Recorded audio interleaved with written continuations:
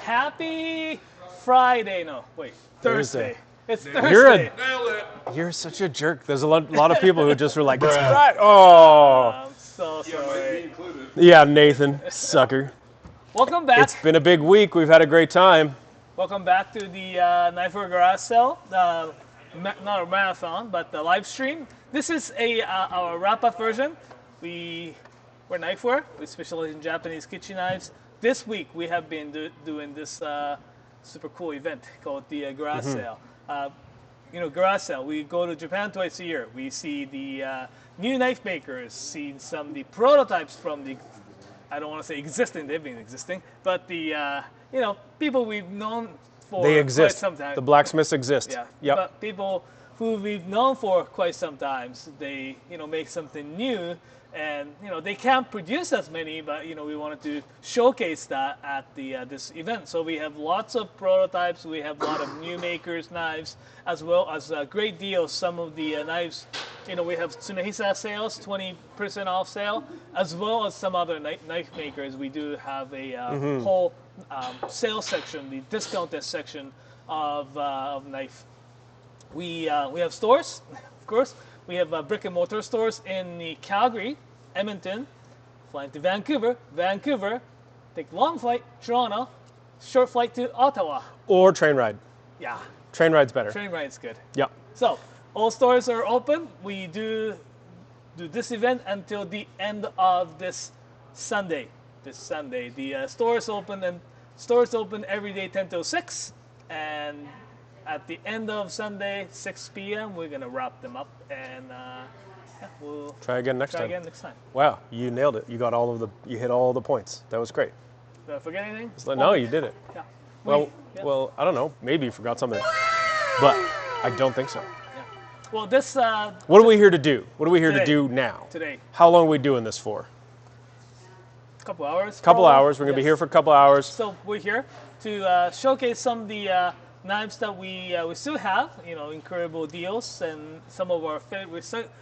We're gonna start from some of our favorites, some sneaky knives that's probably you may see them. Well, I think we got a couple of things to show you that we didn't have on Monday is the big deal, and then we're going to talk a little bit about best of the rest, things that are still around, because there are some really amazing things that are still around. Yep. We have some updates of other things, maybe a bit of fun. Maybe a bit of cooking. Yep. Yeah, we're going to have a bit of a fun little hangout this afternoon, so join us. Shoot your questions our way. Yep. Put them in the chat. We got Jacob and Nathan on the back side of the action here helping us out. Yeah, woo. Woo! Yes. So, why don't we start? What we are going to do today is, we're going to start off with the, top 5 knives that we liked and still have at this selection November garage sale. So, Mike, why don't you start talking about these knives that you selected?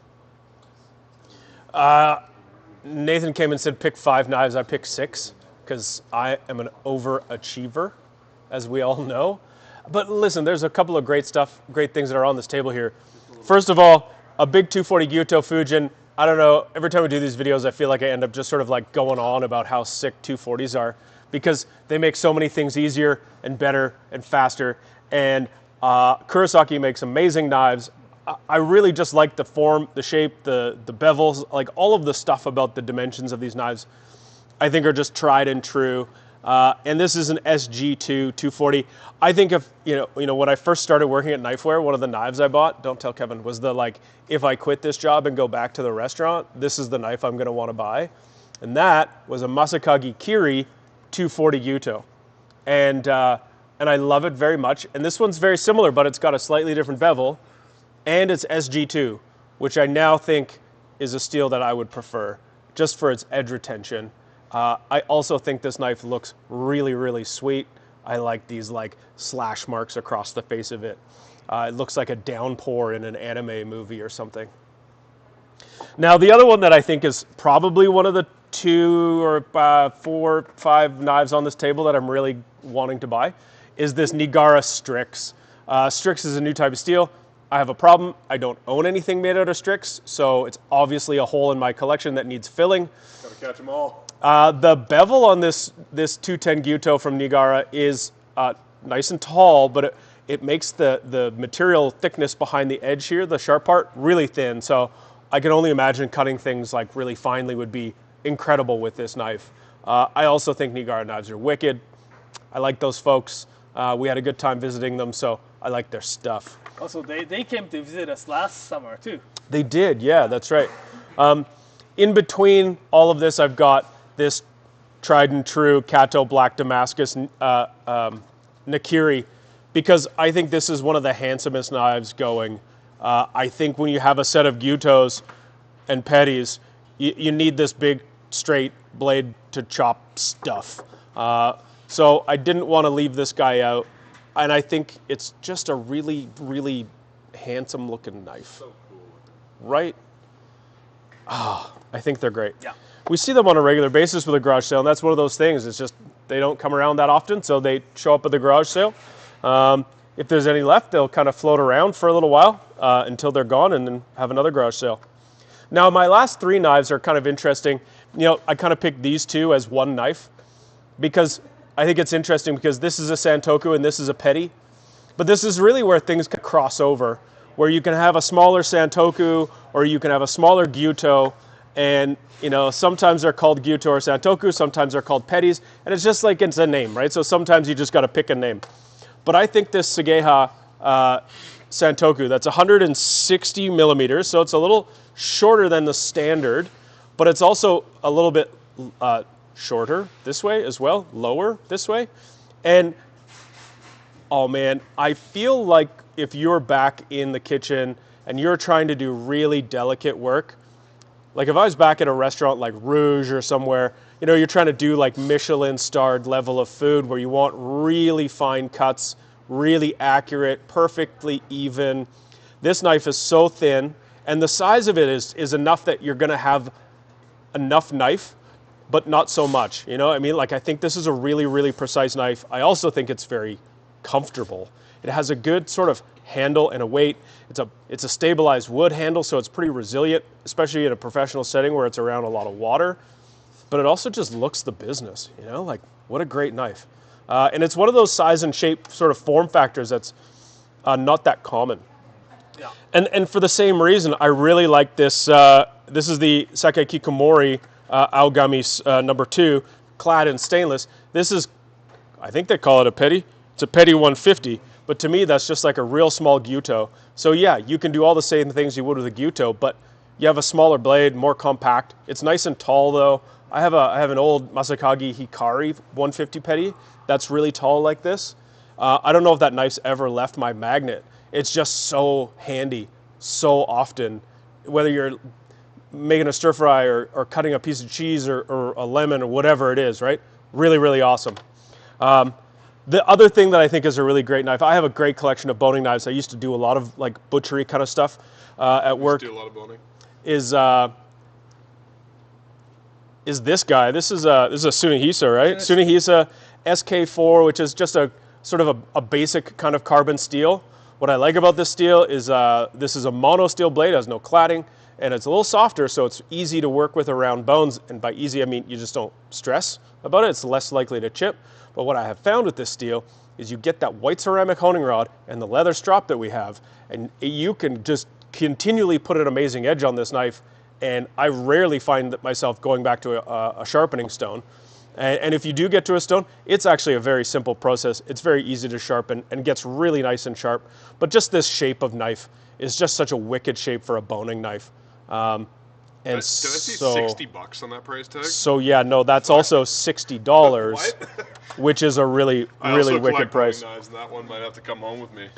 You know, I think the Sakayuki Grand Chef guy though, that's $325 with the Swedish stainless steel. Like, I just think that would be a blazing knife, man. It's such a cool blade. Now it's when I got to cut with one of those. We'll bust one out to cut with later. Okay, amazing. You do your cooking demo. I'm super pumped. We cut with That's one exciting. Earlier today, and it was pretty rad. It's Yeah, very thin. yeah. We get to actually try that later on the cooking It's a wolf in sheep's clothing, that one. There's my top 5/6. Well, since Mike chose... Great job, Mike. Great job. Since I thought Mike chose 6, I also chose 6. But, you know, I've been told... Not to be outdone. Yeah, no. I know. But, so, I actually have chose the same, I guess, line of knife, from the Seigaiha, the Sekai Takaiki, their new line from their signature, I guess, a Grand Chef series. Reason why I actually chose the Tsujihiki is that I can definitely see the same point as you made, super precise, and I can see that in the like really professional kitchens that they say like cutting a whole terrine with this is gonna be super nice. It's a really nice and precise, very thin blade, so like you can get really nice each cut. It's not actually as heavy as it looks. The handle is really nice and light. So and I love this particular steel and everything about Grand Chef. We did actually have the regular Grand Chef before and have tested the edge before. It's like fantastic. So this one here, $390 with the beautiful Seigaiha Tsuchime with the Damascus. Seigaiha is actually this pattern of the waves. Looks like waves on the beach, kind of. Yeah, exactly. Yeah. The wave kind of. It reminds me of like a traditional woodcut, like you would see waves or clouds in woodcut art. Yeah. So this one here is incredible. Another one. Before you go on to your next knife, I just wanted to interrupt really quick. Somebody was asking in the comments how you buy the knives that we're showing off on stream. Yeah. If there's one that you want to know the name of, we can spell them out for you in chat. Jacob can. But knifewear.com. There's a link in the description. These are all on our website as part of the garage sale. You can also visit our stores in Toronto, Ottawa, Vancouver, Calgary, and Edmonton in Canada. Sweet. And buy them there. All right. Thanks, Nathan. No problem. So the next one here is this Ichie SLD with copper line with the Tsuchime, the hammer pattern. This knife here is absolutely beautiful knife. It is a Ichie is kind of brand that it's something that you may see, may not see ever again. In Japanese, Ichie means one-time meeting. Sometimes we get some prototypes getting into Ichie line that it is incredible knife, but you may see them, we may not see them ever again. We actually tested this knife as well earlier, and it cuts very interesting. It's very thin, yet it's not like a laser. I was cutting a carrot with it. It actually has very good food separation. Interestingly. So it's really, really great knife, and it's not as razor, so it's not as I don't think it's fragile as some of the Japanese knives. Thing about Japanese knives is that they are made with much harder steel. Harder means it can sharpen them very thin, and it cuts through the dense vegetables really nicely, but it also can be very fragile. No. Yeah, it's more delicate. Delicate. Yeah. If you cut the squash and try to ply apart by moving this way, it may chip the edge. Yeah. Well, I think that's a nice thing to know about this knife because it's a really beautiful knife, and it's the kind of thing I think would make a really good gift. Absolutely. Right? Yeah. Because it's such a stunning thing that it's so nice when you get a gift and you open it and you think not only, oh sweet, I got a great new knife, but it's just like, oh my God, this thing's beautiful. Yeah. Right? It's like giving jewelry that makes dinner for you. Yeah. Yeah, no, this is a really cool knife. Also, the next Santoku you've got here is a very cool looking knife too. This is really cool looking Santoku. This one here is Tsumegisa. The steel type is called AS10 stainless steel, but Sanju Ichi. This one here, you can find them very easy by typing Nawame as the Nawame, Nawame, which means Nawa means a rope. Me means actually the pattern. So you can see on here, it's got really ropish, like someone pressed the rope into the knife type of look. I would say probably a metal rope. Metal rope, yes. Or metal rope looking hammer, maybe. Cable. Oh, Whoa, yeah. a cable hammer. Cable hammer, or a cable. So this one's got a really beautiful nawa, or I guess cable looking pattern with the Damascus finish. And this one here is one of the knives that's on sale. Instead of 220 Canadian dollars, it's 176. Wow, that's a great deal. That's really, really good. Yeah. I really like this handle too. I mean, you're holding it, so you can't really see, but it's just like oak that's been burnt, Yeah. which is that, what's that term? The traditional Japanese way of burning woods to stabilize them? Would you call it that? Shosugiban or something? Yakisugi. Yakisugi, okay, yeah. So Shosugiban is type of word that's been kind of mistranslated in English, so just so you know. Not quite. Good to know. But yeah, this burn kind of thing on the end just makes it look super cool. Yeah. Yeah, I know it's kind of weird, but anyways, it's like a hibachi. We don't use hibachi right. for it, Or wabi sabi. Wabi-sabi we use, but I don't know if it's the same sense. Mistranslated, yeah. Here, the another one here is the Hatsukokoro Ryuhyo. This has been actually a lot of our favorite. Like Jacob loves this. I love this. So cool. Yeah. It's not only beautiful from the look, it is also very thin, and it's going to it's SG2, so it's gonna hold the edge very nicely. But it's so thin, it's like a razor. Once you try to cut the squash with this, it's just gonna glide through them super, super nicely. This one is called Hatsukokoro Ryuhyo. It's one of my favorite. Another one, before I go into this one, let's talk about this. I knew this one was going to be on your list. This? Yeah, I knew it. So Kurotori is this blacksmith out of the Tosa. Kajiwara-san is the name actually of the blacksmith in that particular workshop. They have about 5-6 different people working there. They're so talented. They can make anywhere from something super thick like hatchet, axe, those like forestry tool, to like super thin, almost like razor type of the kitchen knives. This one here I love because it's got this like cut here.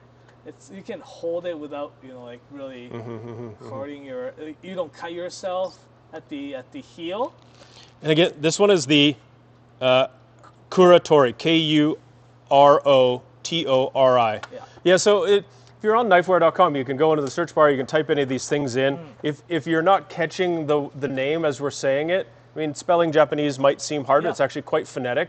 Always just pop it in the chat, ask Jacob, he'll give you the answer, and maybe I think he's possibly capable of giving you the link to the actual product. I can't see what he's doing, but he's pretty good at his job most days. Yeah. Not all of them. But this is, I guess, like my honorable mention. The Hado. Hado is cool, super cool team of the... Honorable mention. Honorable mention. It's just my 6th. Hado, this is their new line called the Kuzilla, or the Kuzilla. It looks like a whale, right? Like it's got a Damascus finish here. It's got a really wide bevel right here. It torsions it down here. Aogami number 1 and stainless steel Damascus clad on the outside, which is very unusual for knife making construction. And I'm just saying, if we can actually have that video that I want to watch. Oh yeah, you want to see it, hey? I want to see it. So Jacob created a few videos of the knife makers. So yeah, they're really cool. Yeah, he can show that on the thing while I'm talking about the knife. So this construction, the head sharpener Maruyama-san, he kind of started his own thing. So now the head sharpener is Nomura-san. He's rad. There he is. Yeah, so it's been making that it's 20 seconds delay, so it have to. I know. Yeah, I know. But it's great. They've been making really cool knives, and the team is fantastic. So right now the Nomura-san is the lead, I guess, sharpener. Tsuda-san, he is the young. He's wearing this fleece jacket. He's young, but he is very enthusiastic. They actually got another young guy started working, and apparently he's also really, really good. He just work and after work, he just like asked them that if he can stay and practice. Oh, So I love that's kind that. of the. So they're really good, and it turns out that Tsuda-san went to the same university as I did.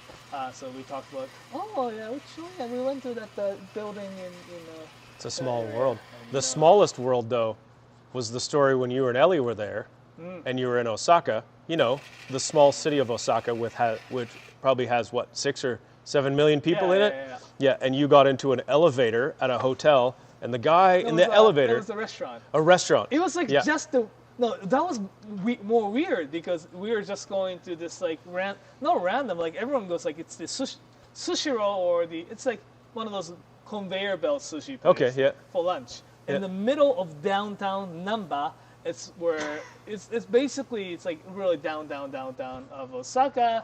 We decided, let's go to the sushi shop, and it was Upstairs. upstairs. Yeah. So we took and the guy on the elevator was like, "Are you on TV?" I'm like, "No, really. You make knives?" Like, "No, but we sell knives." So He got clocked in the middle of Osaka by some guy who was like, "Hey, I know you, and maybe you are watching right now, and that would be sweet. Give us a wave." so it was Because of your YouTube fame now, so very interesting. you cannot hide. Yeah. very interesting. Still going? Maybe? Yes. Almost done. Alrighty. Okay. So the Hado We'll keep talking about teams are Hado. fantastic. This one, they keep doing the really cool things, right? The new ones, like this again, Aogami #1, stainless steel Damascus cladding. We still have 3 different variants, different handles on this particular knife left here. So just type Kuzilla or QU My God. ZILLA. It's like Godzilla, but with the QU at the beginning. It's a beautiful, beautiful. Yeah, I'm knife. surprised we have any of those I left. know, right? Alrighty. So Okay, we have a special guest coming on in just a minute, and then we will we'll get to your questions. We appreciate your patience, and thank you for your questions. There's good God. If I've ever seen a better I don't think I've ever seen a better argument for sobriety than I'm so hot happy dog about infused it. vodka. I'm so happy about it. I'm not. These are my 2 knives. These guys pretty much talked about all the knives that we have that I'm really excited about. But I'm surprised and excited that we have some Satomasa Petties left. I'm both happy and sad that we sold out of the Santoku, the Bunko, real quick, because I really wanted one. But I also don't need to buy another knife right at this moment because I just bought a synthesizer. So this is the Satomasa Petty.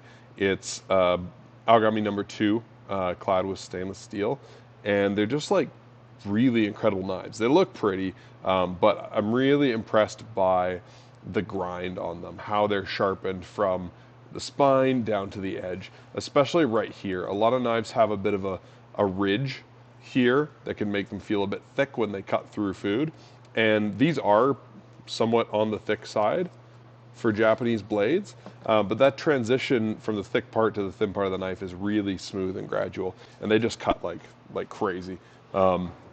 If you check out our Instagram or our YouTube reels, you can see a video of me cutting with it. I think I reposted it last week, just to see how smooth and incredible they are. And then this, I'm not surprised entirely that we still have this Tanto from Kaigura-san, but it is super cool. It's made by a really prolific blacksmith who is now retired and does some of the coolest hand-folded steel I've ever seen. First of all, it's a Tanto blade, so like, how cool is that?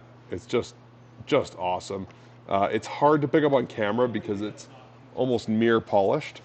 I can't really block the light there, but you can kind of see just how subtle and masterfully done that Damascus is. It's really hard to pick up on camera because it is very shiny, but he's got these really fine layers of steel that he's folded.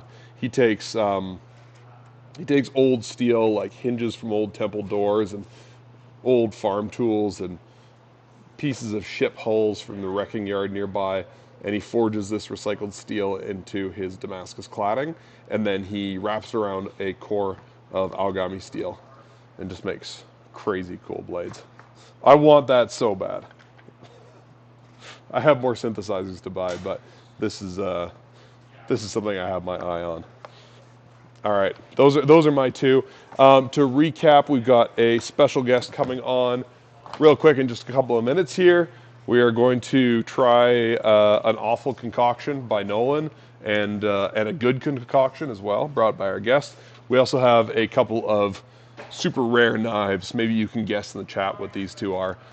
These are going to be launching on stream in about, I don't know, 45 minutes, half an hour. We'll have our guest on. We'll answer a couple more questions, and then we will put these online at about 3 o'clock Mountain Standard Time. Yes. So thanks for your patience, everybody. So we're going to answer some questions right now, or are we going to just switch to the...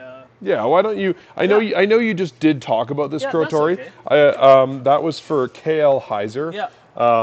I don't know if you have anything else to say, or No, I don't think we have that Santoku here in the warehouse, but we have it available. We can definitely talk about that. But yeah, just anything else that you love about them that maybe you didn't mention recently. The KO Heiser, this is the Kurotori petty. I love his petties. It's got a little bit of a cutoff so that you can hold it and do the little peeling action without worrying too much about cutting yourself with the heel. As well, his petties are a lot taller, so you can actually use it as like smaller chef's knife type of stuff.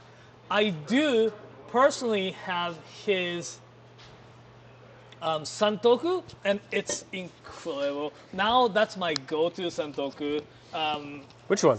The Kurotori. Oh, nice. Santoku. It's so good. It's ginsan, so you don't have to worry. You don't have to worry about rust and all that stuff either. It's beautifully sharpened, and it seems like it keeps the edge very nicely as well. What I like about his knives is that his knives tip is slightly cut off.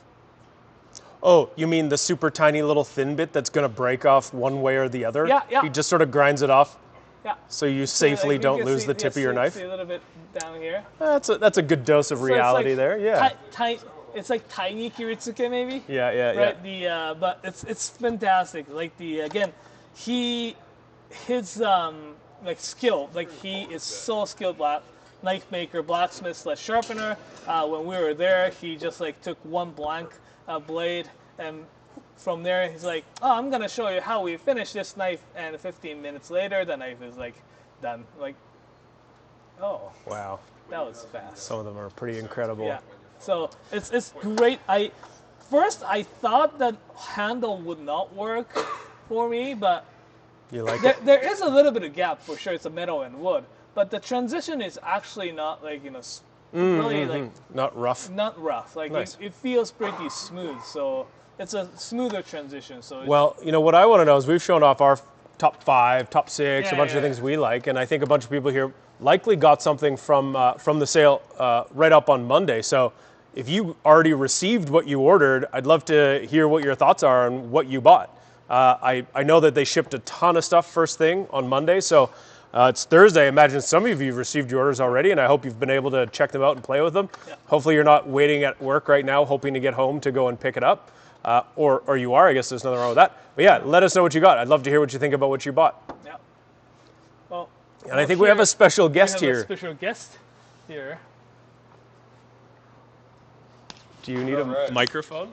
Yeah, we can mic you up here. Great, perfect. All right, so we have our good pal Dave here. Do I give you guys Hello. to take a break? Yeah, sure. All right, so we have our good pal, friend of the shop, David, and Along with founder. and with Kevin founder. Kent. He made it today. Yes, so in the retail knife trade, you've probably noticed there's not like a real Colonel Sanders figure. And so this has always been a thought of mine is, what if we took those lovely Colonel Sanders couches that you see in Japan, you'll see it in North America as well, and we extend that to knifewear.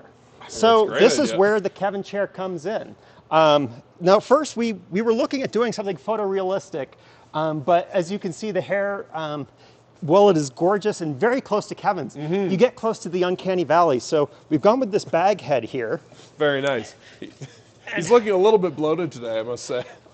You know, it's not his best day, but certainly it's family friendly. Kids can enjoy it. It comes with a variety of catchphrases. Oh, very nice. So let's see what we got here. Let's see what Kevin has to say today. Kevin has lots of things to say. So, And like the KFC guy, it actually still smells like fried chicken. so All right, let's put some words in Kevin's mouth. yeah. My name is Kevin. Okay. Okay, well, good to meet you, Yeah. Kevin. And, Kids. I really enjoy knives. oh, Happy knife, happy life.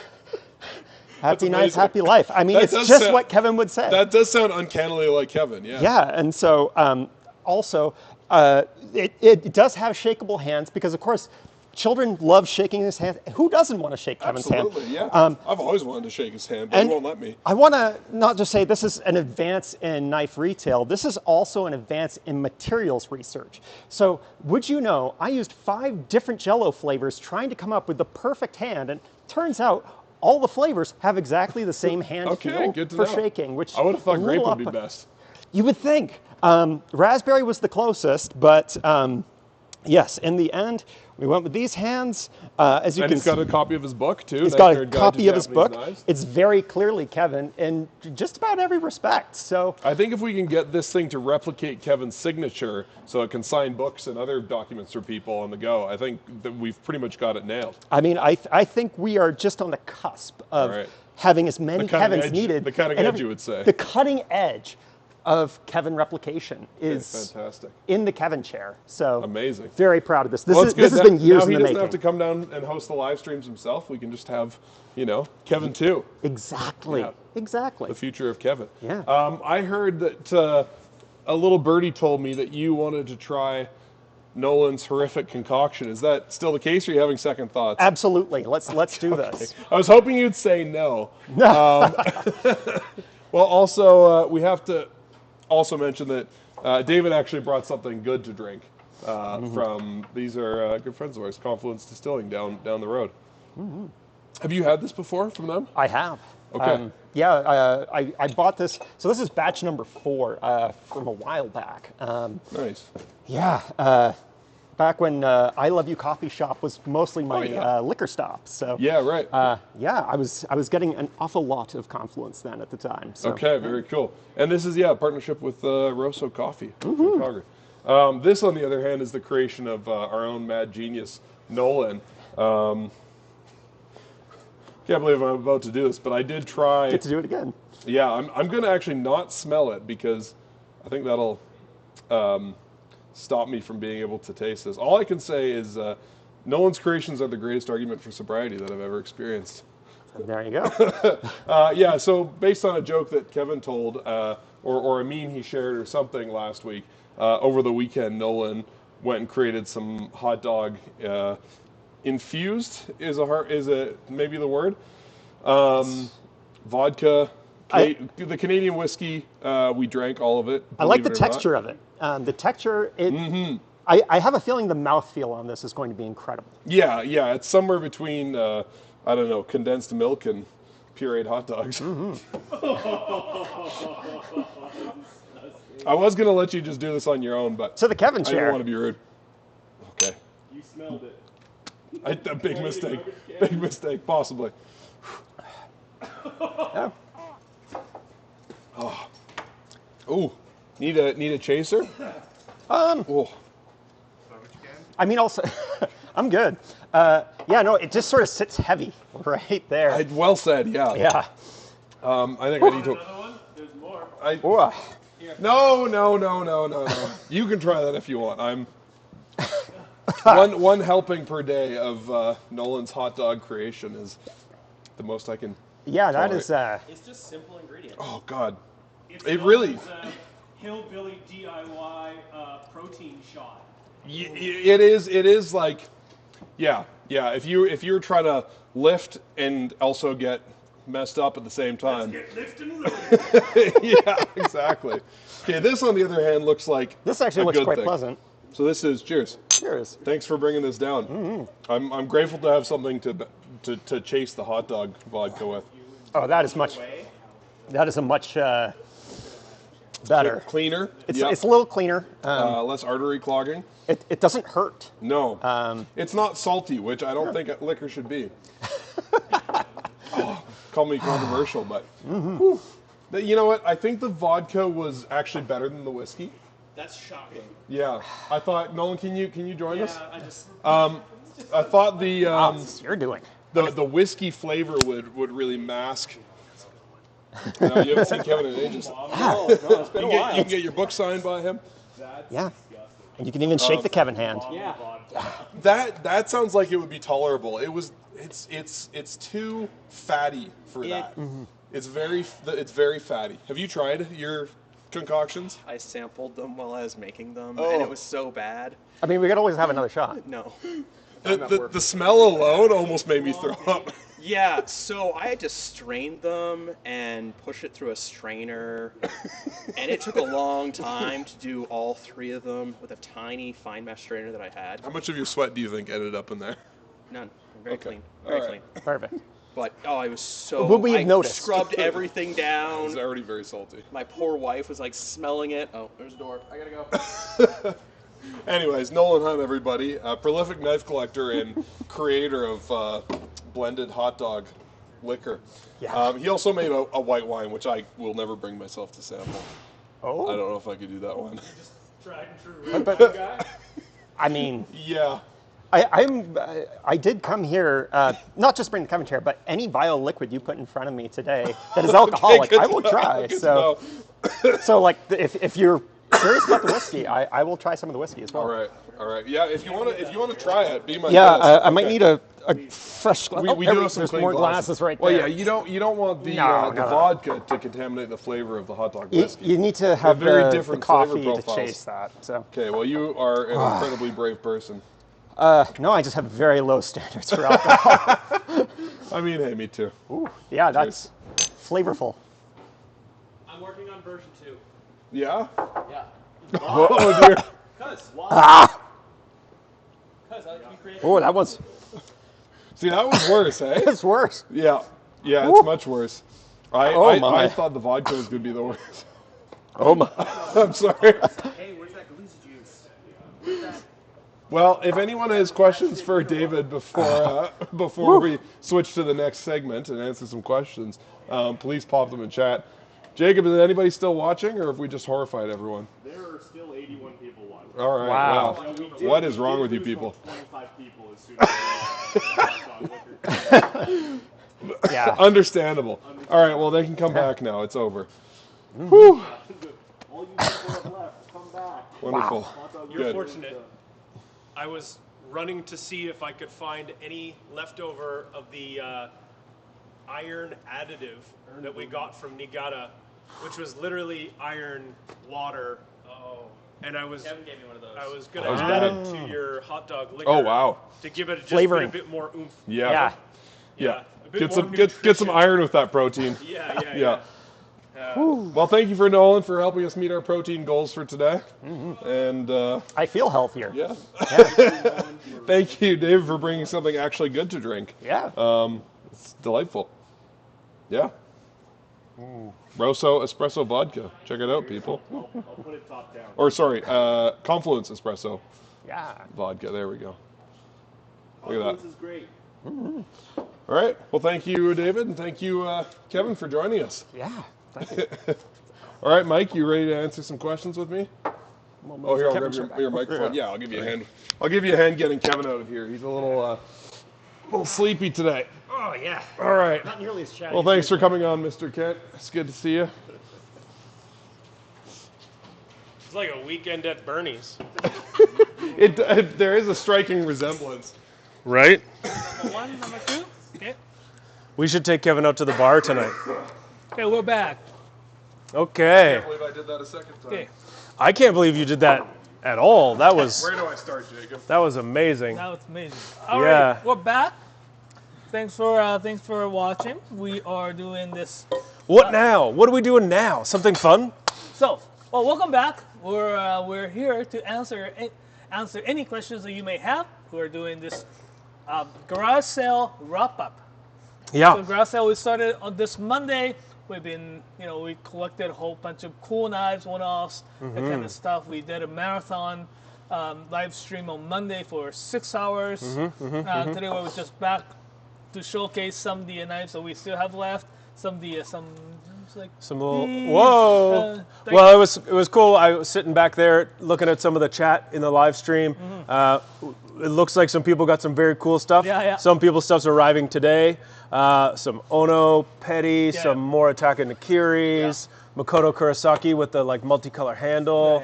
Like some people scored some really sweet stuff, so that makes me super happy to hear that. So thanks for sharing that. And we're here to also answer some questions. Let's answer some questions. All right, this is a cool question. George Morgan is asking for the 240 Gyutos.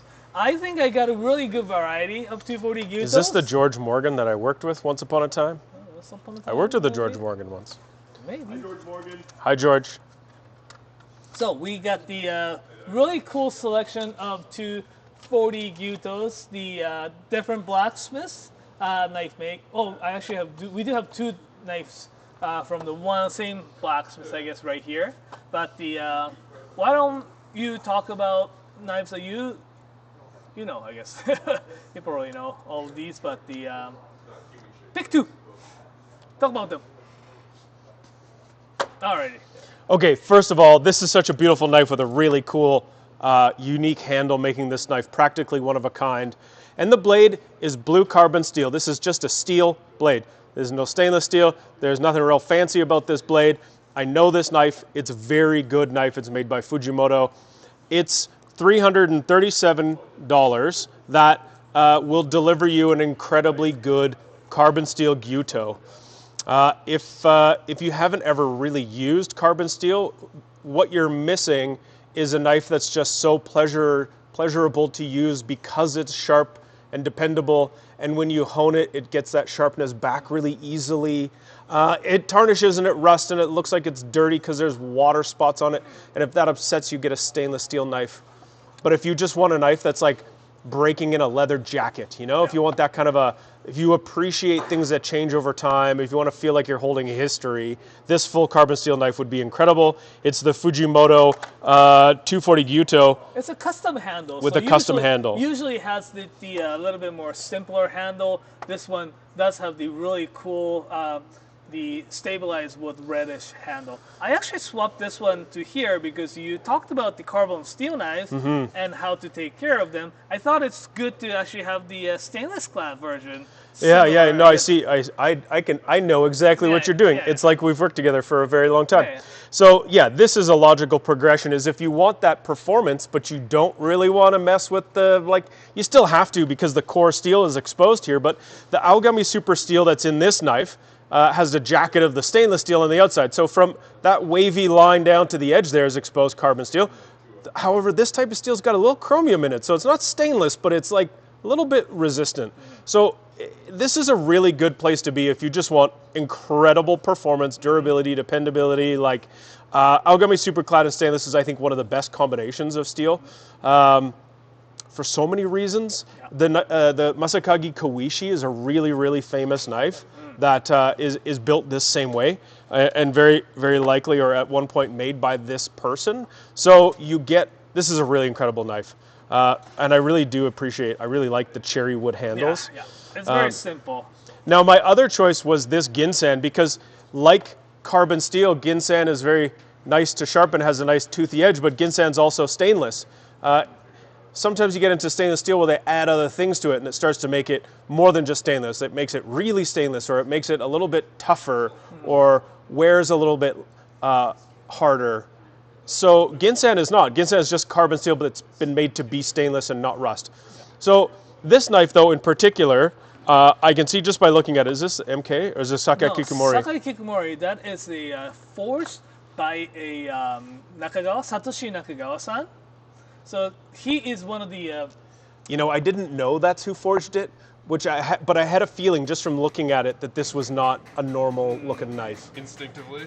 Yeah. Well, look at the bevel here. Look at how tall that bevel is. I can see how the grind, like the scratch marks on it, are all very similar. Like there's a lot of finesse that's gone into making this. I also see that it's wider up at the tip. I really like that kind of. Oh, we got video going here. But they can see it from the.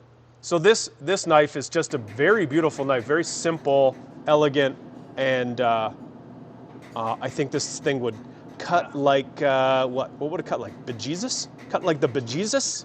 You know? It would cut real nice, real good, real sharp black knife. Nakagawa-san, as you are watching right now, is very talented blacksmith. He can forge so many different types of steels, anywhere from carbon steel, single bevel, double bevel, stainless steel, so carbon steel, shirogami, 1, 2, aogami, 1, 2. I haven't really seen the aogami super coming up from it. What steels he can. Yeah, exactly. Right. That's true. You know, he does work with this SG2, and he also makes some okonomiyakis. He's like super cool. We went to visit him in April when we actually shoot these footages, but also when we went to visit him very briefly in scorching hot summer in September. Well, we're almost like we almost felt like almost we died. You and I went to go and see him, and I was doing some video stuff, and I got to stand right behind him, and that was very exciting. There was sparks flying everywhere, and it's so powerful watching these guys work in person. The video does a good job catching it, but it's just wicked watching these guys do what they do. It's like it's so hard, it's so heavy. Like what you don't know when you try to use that spring hammer is that thing bucks you around. Like it is a very like hard skill to be able to master what they're doing. It was very fun. I think Jacob had so much fun when we were visiting this Tanaka-san's place, and Tanaka-san really likes to push like. Really, like he just like tells like right next to Jacob, he's like harder, hit harder. Like it was so funny. Amazing. I actually got a phone footage, because he's the camera guy. Can't operate. Right. Well, I think we did have some footage of me holding that camera, right? Yeah, you took the camera. Yeah. And, so it was really fun. Nice. And it bounced me around. Yeah. It totally chucks you around. It's wild. Small guy by any Well, it's like Nakagawa is this guy who has he's very nicely made knives. Yeah. But you go around and you watch him work. He is so organized. And there's no missed steps. Yeah. His shop is tidy, right? And he's efficient. And it shows in the knives he makes. Just really, it's so efficient. Like the one step to another, just like flow. It's very nice. Well, I mean, he was trained and has taken over kind of a legendary blacksmith, right? And I don't know how old he is, but in the life of a blacksmith, which can get really old. For example, some knives we have are made by someone who's 90. He's young. He is young. He's maybe halfway through his career, Nakagawa-san. Not probably even. Even. So we have a long time to start seeing these guys' knives, and I suspect that the 645 is like buying a rookie card from a Wayne Gretzky. You know what I mean? I love the footage that the Jacob shot. Like it was just simple. Footage, but I can't wait to actually full-size video. Actually upload it on the YouTube. So nice. I'm looking forward. That'll be fun. Anyways, so that's Nakagawa. That's Gin-san. Let's like do a little quick fire. This one here, the Tsukenari SG2 240mm Gyuto, simple 3-layer SG2 from Tsukenari in Toyama Prefecture. What I like about this particular is that it's really nice and thin blade. It's really well made. But look at the handle, that lacquered handle with almost like looks like the kintsugi or the like those techniques to put the broken plates back. It's a really nice looking urushi finish here. And last but not least, we also another one, Kato-san. It's got really beautiful chevron Damascus looking SG2 240mm Gyuto. It's also really nice and thin and razor. So thin. Well, you're talking about Gyuto, so we're going to jump this one in here for Chris Ardrey. This is a request to see the Yogiri Gyuto. Take it away, Naoto. So this here, the Sakai Kikomori Yogiri, is also another creation. Was not as common, I guess, in that the area of Japan. That's forged by Yoshikazu Tanaka-san and the Tanaka Uchihamono, which is his son and the two, I think, right now apprentices are working right now for the forge. Tanaka-san loves high carbon steel from Hitachi, but very recently, like in the last 5-10 years, he started to making knives with the stainless clad. This one is like one of the newest creation with the Aogami Super core and stainless steel Damascus jacket on the outside. It's and so sparkly. I know the photo Yeah, doesn't right? do the. No, you can't but really you see have it. to see. It's like so sparkly. It kind of pops. Yeah. It's like in like a movie when a prospector sees a sparkle of gold in the river. Oh. You know, there's like sparkles of silver in this blade. Nathan, at one point in your past, like in a past life, you were a gold prospector. I can feel it. For sure. You have some real gold prospector and it vibes. is really well made. It's nice. It's and it could be the gold tooth. Yeah. So that's a Sakai Kikomori Yogiri 225 million. Yogiri is Yogiri. Aogami Super stainless Damascus on the outside. It is very, very beautiful piece. Just know that any blade forged by Tanaka-san is going to be. Oh, yeah. It's going to kick ass. Well, we got the Slim Reaper here is asking about some tall blades, Nakiris and Gyutos. We have a couple here. One of them we actually just pulled off the shelf. This is Masakagi Yuki Nakiri. Oh, yeah. And when anyone says tall Nakiri, it's automatically the answer is like, oh, have you seen the Masakagi ones? Because they are literally taller. And it was the, hey, can you make this knife, but just make it taller? And they landed on this size and shape. So it's the traditional 165 millimeter length blade, which is what you'll find for most Nakiris, although we did have the Moritaka 180 Nakiri, which I think is an excellent size.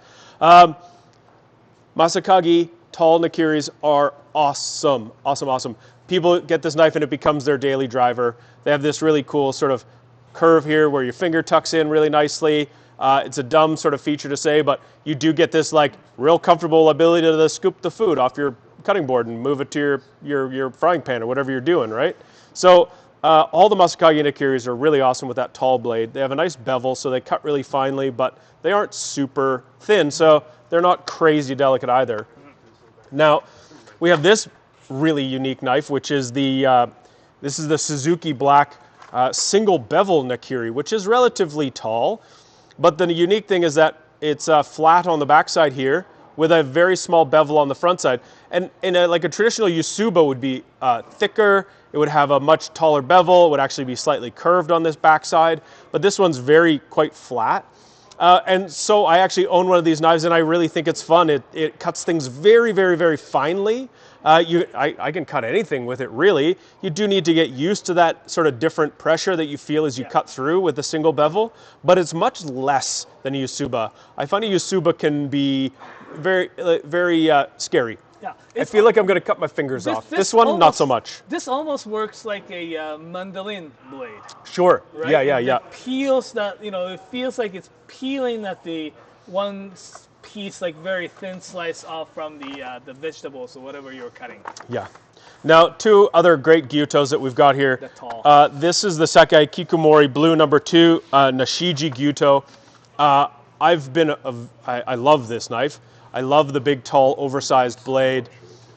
Beautiful sharpening job. I really like the look of a knife like this, which is just sort of like, it looks kind of like a rock with a handle put on it. And I find it really appealing. It also has a nice weight to it. It's not really light, but they do taper it nicely. So I think you'd just be able to simply slide this knife and it would cut through stuff. Stainless steel, carbon steel core. You get that edge performance of carbon steel with a little bit less, whatever. Yeah. Carbonousness. Carbonousy? Yeah. Now, this gyuto is the Suzukaze, Suzukaze. This is SG2 powder stainless steel, which is a really high-performing steel. Holds a really nice fine edge. So especially if you're trying to cut something you want a really smooth surface on the end after, this steel's really great. Nice hammer texture on the front here. Tall, especially at the heel. is really where it's tall, back here. So that's going to give you that choppability that you get from a tall knife. Nice consistent roll to the edge, so it's going to rock really nicely, and it's solid. This handle is solid. It feels solid. we get to actually use them earlier today, and it is slightly heavier, like knife than the lots of knives, right? But rock is great, but also the weight. You don't have to push. Like, it basically knife does the job for you. Yeah. I was cutting the pepper, julienning, or making the strips. I just did this very lightly, no pressure, like down pressure at all. It just does such a great job. I was like, oh, I guess, like, a lot of my knives are pretty light. Yeah. But sometimes, like, that's a good knife. Or you sometimes need a little bit of heavier knife. Yeah. Yeah. Yeah. So Just so you guys know, Chris Ardrey just purchased that Yogiri. Oh, dope. He showed it off, and he purchased it. Awesome. Well, congrats. You can take the Yogiri to the packing station. It's just been ordered. Alrighty. Cool. So, It'll be on the boat. By boat, I mean whatever shipping method you choose to you tomorrow. yeah.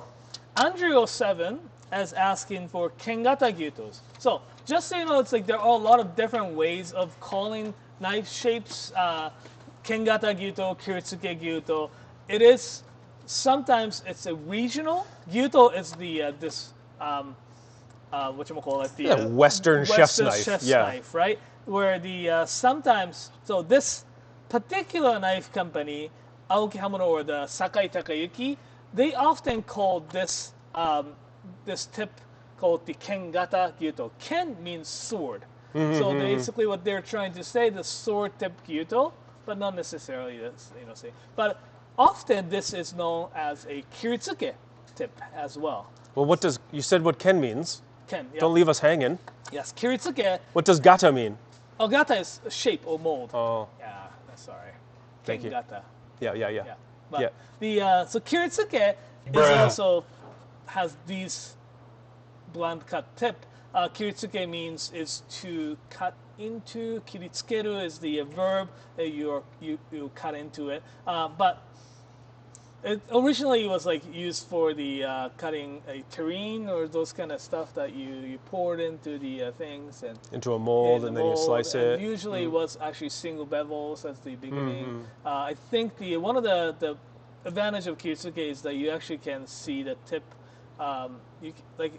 If it's like dropped like this one, sometimes you don't see that the tip as well, clear. yeah, like a nakiri, you can't see what the tip is exactly. doing because that knife is in the way. Exactly.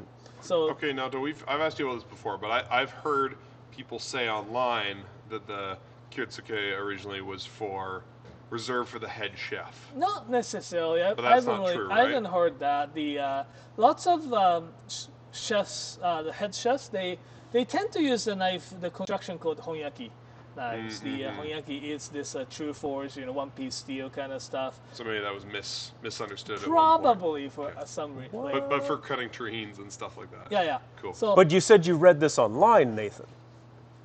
And it wasn't true? so something like this one here. Sorry. Sorry. We have the Ichie Ginsan Kiritsuke gyuto, like this one.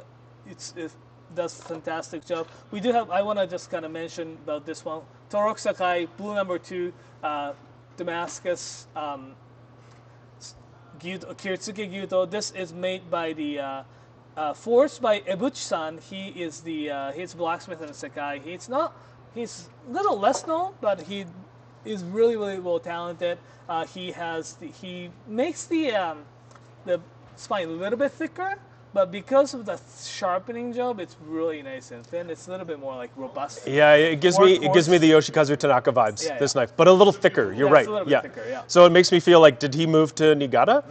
Like those guys often to me But seem to have a bit of a thicker taper spine. Is very good too. So Yeah, we have that's the a really Torok beautiful Sakai, Aogami Damascus here. So we have these selections here, but again, the word Kengata can mean these guys from the Sakai Takayuki or the Kiritsuke like these as well. So I just think whether it's a Kengara or a Kiritsuke, it just, like you can see the tip better or whatever you want to say. It just looks badass, man. And there's nothing wrong with that. Sometimes you just want stuff that looks cool. And I think these absolutely look cool. So, yeah, especially this guy. Look at, I can see myself in this knife. Looks even cooler now. All right, what's next? What do you got behind me? we have some What do you got? sighting. We have a sighting. There's some mythical animal sighting. Oh. This- Ooh. Yeah. So we have one mythical animal. A Nathan. Yes. Hardly mythical. He just looks like a Sasquatch. Just an animal. Just an animal. Is this a Sasquatch? I think so. Yeah.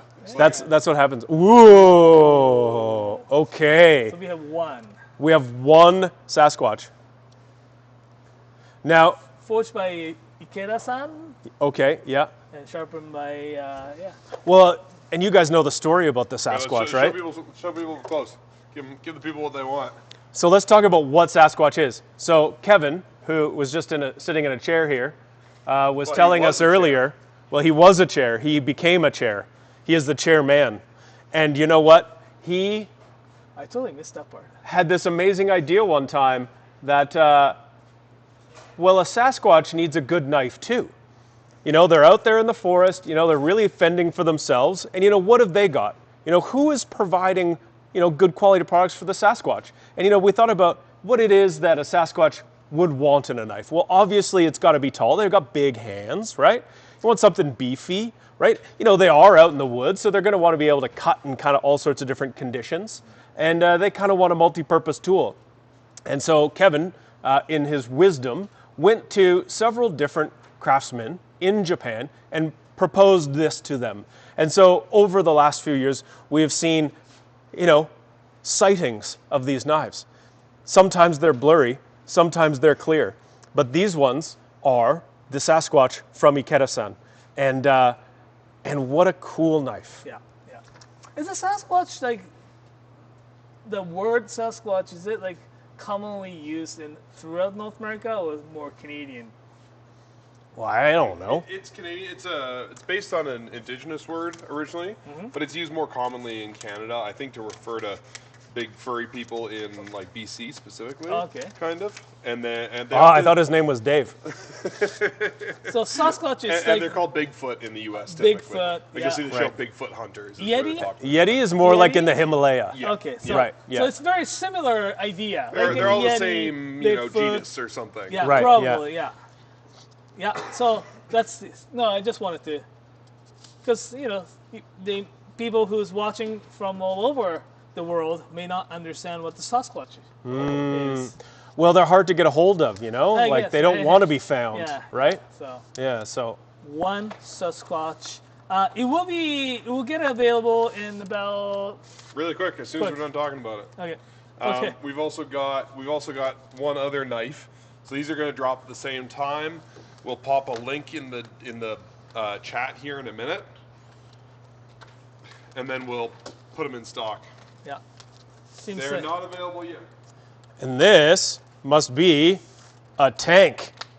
This is our pal Shibata working with Ikeda to create his vision of a knife that he calls the tank. It's Tinker Tank. Tinker is the name for this little side project he has because he's a tinkerer, you know? He's a guy who likes to go out in the garage and come up with new ideas. And this thing is just such a beefy knife. It's got a Gyuto-esque kind of rocker. It's got the height of a Chukabocho. It's got the weight of a cleaver, but it's, I believe, Aogami Super, clad with stainless steel. And the cool thing is when he makes these, he engraves the date. This was made on the 19th of May of 2025, and on that day they made 5. This was the 3rd one.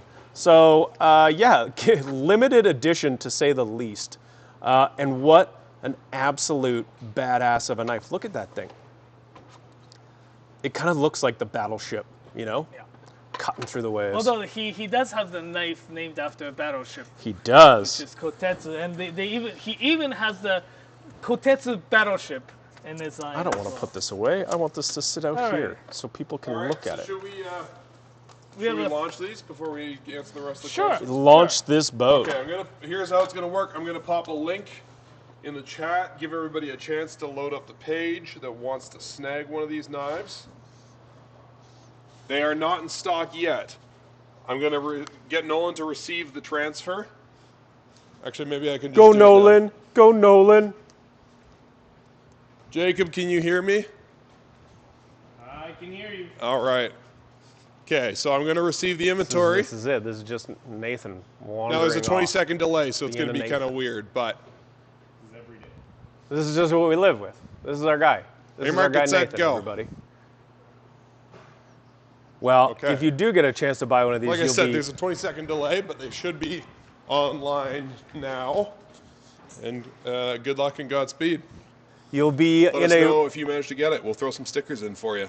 Oh yeah, we should just do that anyway. Yeah, we'll throw a stack of stickers in with these, as well as if you make an order during this live stream and you want some extra stickers, just put your order number in for Jacob there, and he'll make a note for me, and I'll grab a stack of stickers for you. Awesome. If you do get one of these, Tinker or the Sasquatch, you are in a very exclusive club of people. There's never been many of these made and never will be. So I think this is the 4th Tinker Sasquatch, and one of them lives here in the studio. Yeah. yeah. Did we say how much they cost? Doesn't matter. It doesn't matter. You're fine. they're on the link that I popped in there. Alrighty. We got a Zeos versus Strix game here. Culinary Kid. Nigara Strix, Nigara Zeos. Want to see the Tsuchime. Yeah.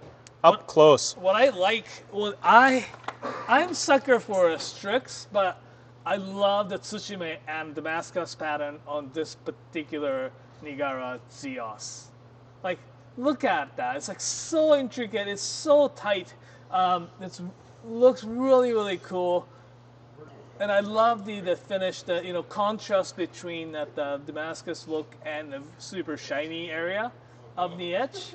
Yeah, I'm trying to get the light here to give you some shadows so you can see that the dark spots there kind of represent the depth of the hammering, so you can get a sense of the texture. I'll give you the other side here too. Right. So it's got a lot more like a linear type of the Tsuchime there, where the Strix has this more like circle plus like a little bit of like wedge looking. Well, it's more diagonal, kind of Yeah. in the direction that the knife would travel as you cut. Shinier. You do have a little bit of ripple kind of Yeah. texture as well. So this is actually a little bit of texture, like Yeah, Yes, that yeah. shows it quite clearly. yeah. Yeah. So like this, it is beautiful. Okay, now beautiful. side by side. Yeah. So yeah, like the definitely Strix, you can see a bit of like wave. Are we going to say they're about the same thickness? Yeah. The they're grind probably is gonna about the be same very thing. similar. Yeah, grind Yeah. is very similar. Yes. Zeos, VG Zeos, is a steel that is similar in some ways to the other VG in that series, but designed to be more stainless, more rust and stain resistant. Yep. Whereas the Strix, or the SPG Strix, is a powder stainless steel Yep. that a lot of blacksmiths are catching on to. I think there's a future, and I think, like our friend Masashi described, he likes it because of the forge effect that he can put into it. So when he's actually hammering it out, he feels like he's getting a lot out of the steel performance-wise. So yeah, VG6 has got a good name going for it already, despite being quite new. Yeah. So- Absolutely. And Nigara makes beautiful knives, so either one of these would be awesome. Awesome. All right, we have the Alvaro Diaz is asking to see the Fukamizu Ginsan. So Fukamizu Hamono is this Fukamizu. Well, I guess not Fukamizu Hamono. Don't get the. There is another one called Fukamizu Hamono. This is Fukamizu. It's the same. They kind of related. It's a Fukamizu, So it's a Hamono, Fukamizu. but it is not Fukamizu Hamono. Exactly. I understand. So I understand Fukamizu, Japanese. They're straightly located in this town of Makurazaki, southern tip of Kagoshima Prefecture. they are very famous for. It's katsuo and katsuobushi. It's really, really cool place. That's why he makes the knives for the katsuobushi maker, like the aidachideba for butchering, as well as a katsuo slicing knife for another butchering. This is their called Satsumanukami, the very distinct ginsan multi-purpose knife from that particular region. Like it's simple, multi-functional knife. It does pretty much everything in the house, and it's a ginsan, but it's so unique that's like. It's very cool. You know, I was just looking at it now and thinking that bevel of those, I suspect this would kind of cut in a way similar to like a Moritaka. Yeah. Right? Yeah. It is very rustic, but it represents the region, which I really love, because you wouldn't realize how many like small cultural, I guess the like the spots there are in Japan. Like this area, this particular area of Japan has this like super specific food that they enjoy, those kind of stuff. It is quite incredible how regional and how specific and how small those regions get in Japan. Yeah, exactly. We went to this place in Kyushu. We went to eat this udon with the scorching hot, out of the fryer tempura on top. But because it was so hot that it just like bubbles away. What? Remember that, Jacob? We went to this udon place and the It's so hot it makes the soup boil? it just like reacts with the tempura, right? Oh. But the floor was almost like a curling rink kind of so slippery. I remember that. Yeah. It's That's so amazing. So slippery. It's a And is there somebody in that neighborhood that makes a specific pair of shoes that works when you walk on that floor? Probably. Right? Yeah. But it was and that's like very specifically famous in that region as well. Anyway, So good. that was like, Well, I think these knives are super cool. They're kind of Yeah. funny looking. Yeah. You know, a little funny looking. I still see But that they're what really a good. wow, these would be very cool. I can see how they'd be super nice to use. Yeah. So Nathan, you were here to I was tell just gonna say something. congrats to Mark, Mark. who managed to snag both knives. what? You Oh, are wow, superhuman. ballin'. Is that you at Wash and Ray, Oh, Mark? that's crazy. Alrighty. Well, congrats, Mark. Well done, Mark. Gonna move on really quick. We have this Radion. I think that's Radio N. Radio N, asking to see the Hado Kuzila, I think, closer look.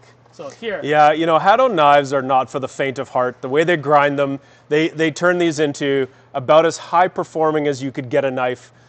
This is like the Ferraris that have the XX at the end of it or something, you know, like super tuned. They take something that's already incredible and they really do push performance to the limits with these. So what a kick-ass knife. It means it's going to be fine, it's going to be thin, it's going to cut like the blazes even. But this one here is not as like super thin Right. as some other, like say Hado Sumi or the other regular Hados. I think one of the reasons probably is that because it's a layer steel on the outside, as well as it's a stainless steel on the outside. Yep. So it is slightly thicker than the other Hado Sumi or Hado regular B1Ds, I guess they had. But it's going to be really good, robust. That's one of the reasons why they call it the Kuzila. It's not big, you know, and also does look like this point. If you put the eye right here, or if you think this is an eye, that's on a whale right there. How does it compare to the Junpaku? Junpaku is a laser. This is a little bit more like workhorse. Amazing. Yeah. And a cool handle too. Yeah, like as soon as I saw this knife when we were visiting Hado last year, Yeah, that I think one, in please. April, I was like, looks like a whale. You're a huge fan of Hado, and I think they know that, and I think they've got your number. I think they're like, Naoto's coming quick. Yeah, Pull that thing out he hasn't seen before. And then you're like, what's this? yeah. That's my voice for you. Thank Yeah. you. No, this is incredible, and I love how they are transferring the skill. And the steel's Down. blue #1 was stainless clad? Yes. Nice. Yes. I love how they were able to, like pass down the skill from Maruyama-san. How he started. No, I mean, it's like he's not really started it, but how he established the techniques and passed it down to the other craftsmen in that particular workshop. We were going to do a little cooking demo today. Show people some of our cookware, how to make Okonomiyaki. Yeah. We want to cut to commercial real quick and let's get do set up that. for Let's do that.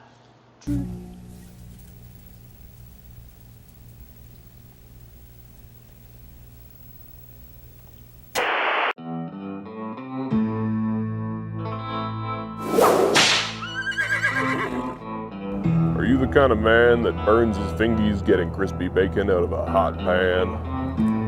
Are you the type of man that struggles to cradle his infant child while preparing dinner for his family? Do your manly bare mitts get stuck trying to get Pringles out of a can? Why do they put them chips in that can anyway? I never really understood. Isn't that can for tennis balls? Well, partner, you need King Tong, the only tweezers designed by men for men. With these stainless steel culinary tweezers, you can now get bacon out of a pan burn-free. You can get your favorite chips out of a tennis ball can. You can hammer nails into the wall. You can even prepare dinner while cradling your infant child.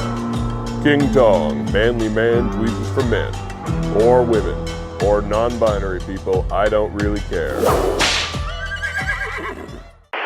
Introducing the new Knifewear Swiss Army knife. It slices, it dices, it chops. It's the ultimate kitchen utility blade. It includes a santoku, petty, nakiri, and gyuto all in one, and easily fits in your pocket so you can take it anywhere you go and slice up a meal on the go. Tired of going to your friend's house and using their crappy knives? Well, now you've got your own knife on the go with 4 different blades. I just love my Japanese Swiss Army knife so much. I can switch from santoku, petty, nakiri, or a gyuto, just like that. No more bringing a whole knife roll to your first interview. Just bring this. It's perfect. The Knifewear Swiss Army Japanese kitchen knife is the ultimate utility blade and everyday carry knife. Coming soon to a Knifewear near you for only $36.55.99.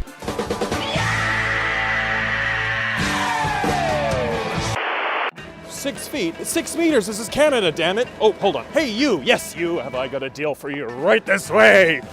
With sales like these, you won't be able to stay away, damn it. Our pans might be angular, but we're not square, man.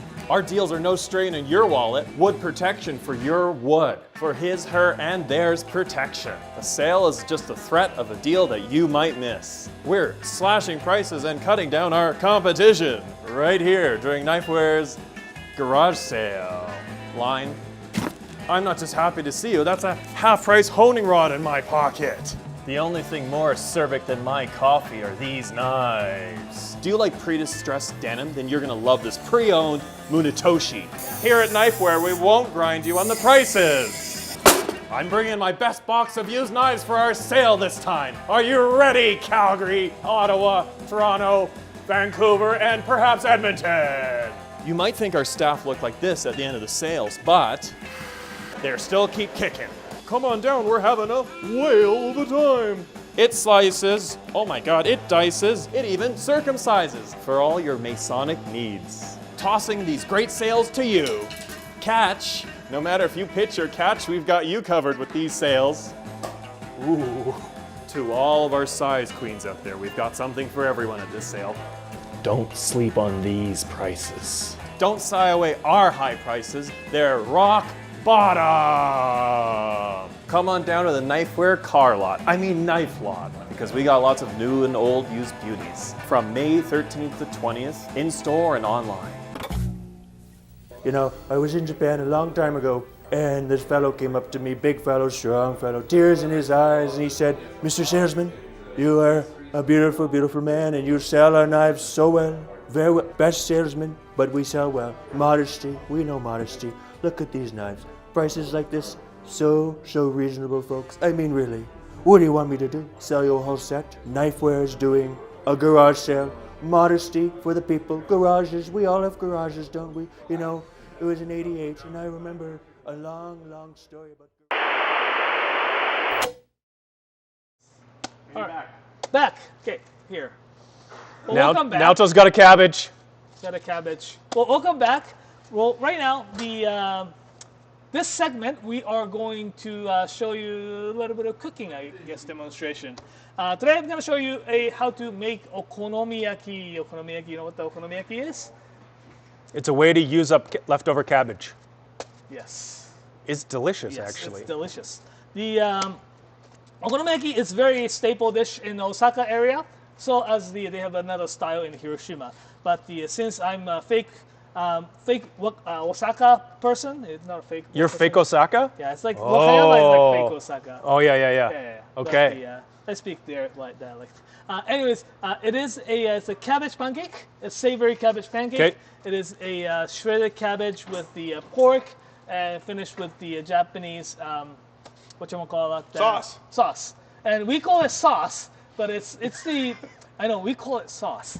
The sauce. Anyways, that's the tonkatsu sauce. So if someone's like, Mom, get me the sauce, Yeah. like that's what she's going to get you. Yeah. Oh, I see. Yeah. I'm Pass like, me yeah, the sauce. we would call that sauce too. But. Yeah. Here. So it is made out of the cabbage. We have the green onions. It's the pancake batter. We're going to use the flour and it's a savory. So we do have some dashi powder. Dashi is the Japanese. We're just going to do the short, not a shortcut. We're just going to cheat. It's the bonito flavored savory soup base. I know. I'm sorry. Do we have an egg? Oh, I guess. So usually it has an egg in it. It's right here. Oh, there. Oh, good. Awesome. So, what I'm going to do, and we're just going to do oohs and ahs because we are going to actually use one of those knives that we are. Let's try this guy here. You're actually going to use a knife. Look at that. I know. So we have so like this was the Taiwanese cabbage. You can just use regular, cabbage as well. But I like Taiwanese cabbage because they have a little bit of softer. Leaves are a little softer, and usually it's a bit more less dense than the regular cabbage you find at the stores. We're not going to use that much, so we're just going to quarter it, and I'm going to start cutting. But before we do that, I'm just going to show you this little tool right here. The cabbage. This whole video is in service of us all wanting to try this big cabbage peeler. We're like, we got to make something up so we can use this. This cabbage peeler is a super wide peeler. That's the slice the cabbage really nice. So Come on, look at that. You want to keep a kid busy? Give him this thing. Yeah, if you want to go to tonkatsu shop, the pork cutlet places, they make it really thin. Well, you're going to get a nice, even, thin slice. Yeah. And I mean, you can peel a carrot with that, obviously. It does really good. Maybe two. And it feels. It looks like an infomercial now. It's like. Yeah, right. You need that headset thing. Yeah, right. You could make zucchini noodles. The ShamWow thingy, right? You could be. Here with a special TV offer. ShamWow. Anyways. Order now and get 12 of them. Yeah. Bruh. So this is actually works really well. I had this cheaper version of the peeler at home and used them. It didn't work really well, so it works really well. Anyways, since we're a knife shop, I'm going to show you how to cut with the knife as well. You do not have to slice the cabbage this thin for regular okonomiyaki. There's a different school, I guess, of thoughts, but what I'm going to do is to slice cabbage. This way to actually do the cabbage slicing is actually take some of the core off. Work that way, this way. So you don't have to lift your knife up and do stuff, right? Well, it's easier to cut something when it's flat. Yeah, exactly. Right? So it's a little safer too. Yeah, exactly. So I usually cut about 1 millimeter or two probably millimeter in size. Yeah, you can't see them, but it's on. And just slice them very nicely. Osaka style and Hiroshima style is slightly different. Hiroshima style, I'll use very finely sliced cabbage like these ones. Osaka style, because it's mixed in the batter, I will cut actually into slightly bigger pieces and also cut it into about 1 inch thickness. It really depends. Some places they actually shred as well, like shred into like a lot more smaller pieces like these. Okay. But it doesn't. So cut your cabbage thinly. How thinly doesn't really matter, is what I hear. Yeah, I mean, like you don't want to cut it like big like this. Thin, yeah.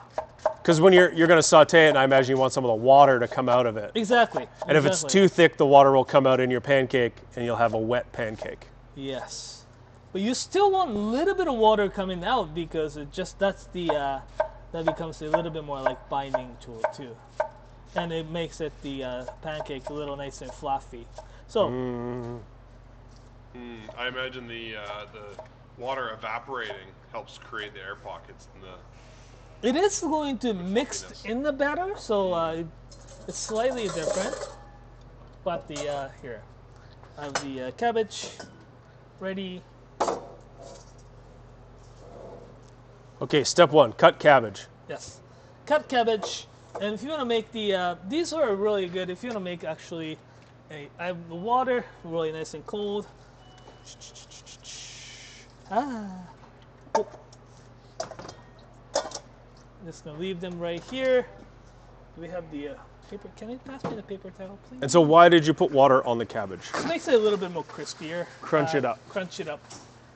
Well, you can do it, and you don't have to do it. This was just. But yeah, sometimes cabbage can sit and it can become a little soft. So you soak it in cold water, it's gonna firm up. Yeah.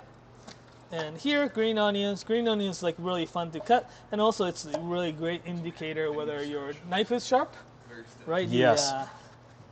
Just gonna cut it like this, and just really easy medallion. Oh, I should. You should try. I was just gonna say you should try the other knife. It's on your left. Yeah. I was like, yeah, I should try the other knife.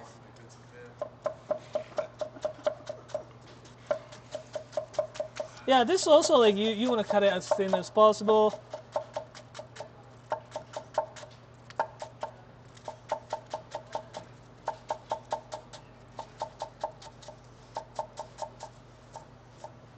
There. Pretty easy, straightforward. I usually add the something called the benishoga, which is the this red ginger into the thing. Unfortunately, we couldn't find the red ginger today. Oh, do we have the scoop? I don't see one. No. Okay, that's okay. Oh no, I was gonna use the food scoop. That's fine.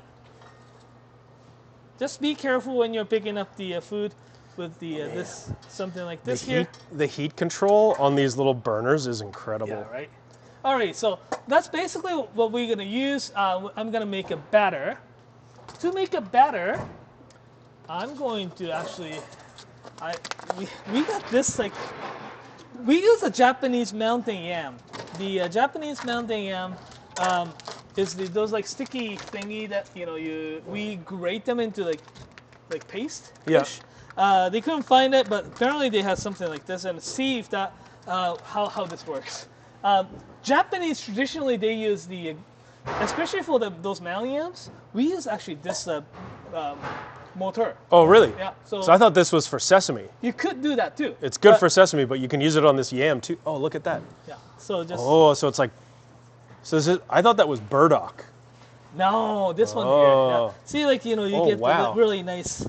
It's like quite sticky. Yeah. Mucilaginous, I think is the word I want to use. Frothy. Oh, look at you. You've been working out. But this is very traditional way of doing this mountain yam. The yams are pretty thick usually like this, and they just like peel the place that you want to use and. All right. So how much of this do you need? I was gonna just do a whole thing, but you know what? Just gonna leave it like this. My recipe. Do you want me to keep doing it for you? Do you want more? Sure. That'd be great. And in the meantime, I'm gonna make a batter. I don't know how much. The recipe I found was really simple. So what I'm gonna use is the just this simple half cup. Just a half cup of flour.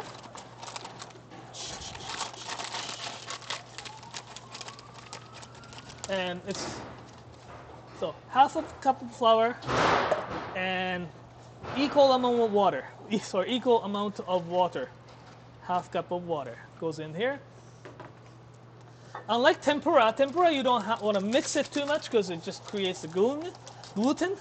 Where this one here, a little bit of the dashi powder here, and mix. Yeah, here.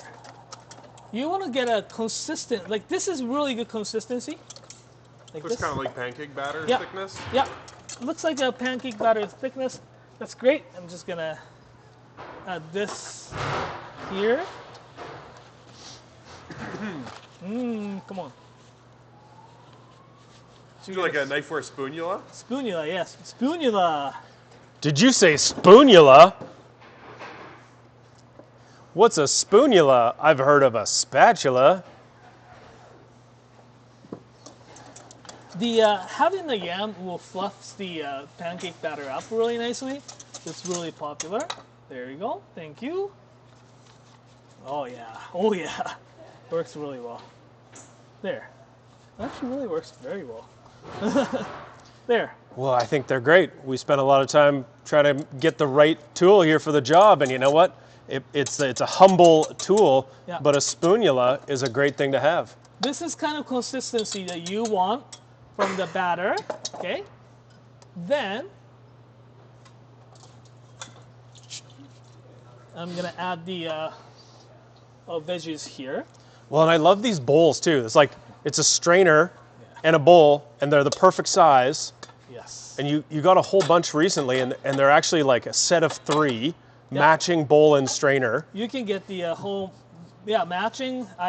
You can buy just one set. You can buy just the individual, but you can buy a whole set too. I just like how they fit together, Super and it's like you kind of got everything you need, Yeah. and it's not going to be like a weird stack of random stuff in your cupboard. I know. So if you're like A-type about stuff like that, it's pretty nice. And once you have all that stuff, and also 1 egg, you can add probably this much of batter. You can probably put 2 eggs. Since today I'm just gonna do 1 egg here. Then mix it in. If you ever go to any of the Japanese okonomiyaki places, I think this process will be easier with the spoon, a little bit hotter, but that's okay. Just mix them well. How's the? And you seasoned this already? Yes, I did put a little bit of dashi powder. So the dashi powder, and you put in the dashi powder sort of instead of salt? Or would you also put some salt in this? No, dashi powder probably has the salt to it. Yeah, so dashi powder is like powdered seaweed and salt, the katsuo, katsuo, which is a fish, preserved fish. So this is kind of already. So if you're gonna pour the oil in a pan, it's pretty simple, straightforward. Hopefully, and oil. it's just Good time for a steel question while you guys are cooking? Sure. All right, so Slim Reaper is asking, Naoto, if I'm looking at a tall Nakiri, what is the difference between Aogami Super and Shirogami number 2? What are the characteristics and benefits of each? Awesome. So these two are so-called the carbon steel, right? The carbon steel, they have to be a little bit more careful as it can oxidize a little bit easier. But so the real difference is that the white carbon steel can, I think that's enough. That's enough? Yeah. Just gonna pour. So I'm just gonna answer that later. Just gonna pour that in here. That looks good, actually. Yeah, we can probably make 2 like that. Then, sorry. So both carbon steel white carbon steel is slightly easier to sharpen compared to super blue, but the super blue will keep its edge a little bit longer than white, as well as the super blue will be, it's a little bit easier to take care of, but that means it's oxidized a little bit slower. Right? So the difference is white carbon's super easy to sharpen, and when you do sharpen it, it feels like you've made the sharpest thing for 1,000 miles. It's really, really nice to work with. Yeah. But like Nacho was saying, it's like not quite as tough. So the super blue has been made to say like, well, what if we had white carbon steel, but gave up a little bit of its easeability of sharpening and made it just a little bit tougher and make it a little bit less prone to rust. And you get super blue carbon steel. And I think it's amazing. I don't think they don't call it super for nothing. How about that? Oh, this pan is so good. It doesn't, it's like... It's just sliding. That's barely cooked and it's just slipping around there. Oh. This is the best egg pan I've ever used, for sure. I'm just going to wait until it cooks, the bottom cooks it, and Sweet. flip and steam it at the very end. This is actually pretty... Well, if you're just tuning in, we are Knifewear. We cook food, but we primarily import Japanese kitchen knives into Canada and send them around the world. We have stores in Toronto, Ottawa, Vancouver, Calgary, and Edmonton. We have an online store, knifewear.com, and we are celebrating the garage sale. It's day 4 of 7 of the Knifewear Fall Garage Sale. We've got all sorts of new stuff and rare stuff in from Japan, some great deals, both online and in store. You can find those linked down below. But we've run out of questions to answer, and we wanted to eat food. So we're cooking Okonomiyaki using some of our new cookware. It's pretty easy, so I'm just going to flip this one here. Okonomiyaki and getting caught in the rain. And I am all over what's going on in this pan. This looks amazing. I'm going to just like put the lid. So it's just going to steam the... lower the heat a bit. When we first got this lid, I thought, what a dumb thing. But you know what? This thing is really awesome. It just fits every pan. It fits every pan. It has a little window on the top, and it's got this handle here so you can stand it upright. I just looked at my replay, and I've done such a good job flipping. That was a clean flip. Yeah, you're right. We should acknowledge how clean that flip was. Really good. Yeah, when you said you're going to flip it, I was like, well, and we'll see what happens to my pants. We'll see how it goes. I'm in the splash zone. So, well done. Yeah, it was pretty good. Yeah. If anybody else has knife or steel questions, let us know. We're going to be live for another, I don't know. Well, even Okonomiyaki questions. As long as it takes to cook one more Okonomiyaki, which is probably half an hour. Of the pan. This pan is called the Fujita frying pan. Fujita is the company in Osaka. They make great. So each frying pan is lathed. Yeah. It's instead of press it into the shape, they put it into this machine and spins it and apply the pressure on both sides to lathe the. Amazing. Lathe. So what happens is that the lathing, it's less efficient, right? Because you have to do the. Sure. Yeah. You have to set each one by one instead of press, right? So it takes a lot more time, but by lathing, it can make the one side of the pan, the raised side, is thinner. So heat transfer stretches it out a little bit. So heat transfers a bit faster. So when you're stir frying it, it actually gets a little bit of even heat. But bottom is like really nice and thick. This one here, bottom is at the 1.6 millimeter. No, 2 millimeter, I believe. 1.6 maybe. But it's I think perfect balance. It's not like doesn't get not too heavy. Exactly. So I could do this flipping without the I do make okonomiyaki on a cast iron sometimes as well, but I can't do this. I have to Well, I think these pans are awesome. They're that blue carbon steel pan. You can get them nicely seasoned like this one, and it's got a really great handle too. It's not so big you can't put it away, and you can buy them at knifewear.com.